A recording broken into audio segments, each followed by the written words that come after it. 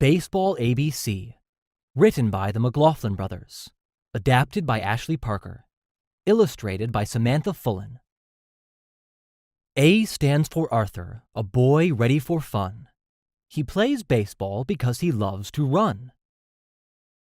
B stands for ball, bat, and base. C stands for catcher, who wears a mask on his face. D stands for dugout, where the boys sit around. E stands for Edward, who calls out of bounds. F stands for foul.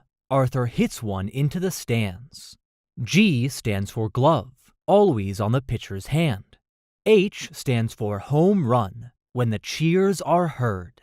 I stands for innings. It's the top of the third. J stands for Josh, trying to steal a base. K stands for Kyle, who tags John out in a race. L stands for left fielder, who catches a fly ball. M stands for Max, who cannot catch at all.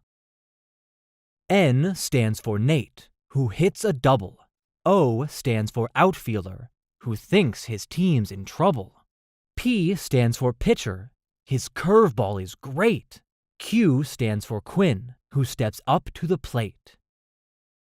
R stands for runner, who tries to get to each base.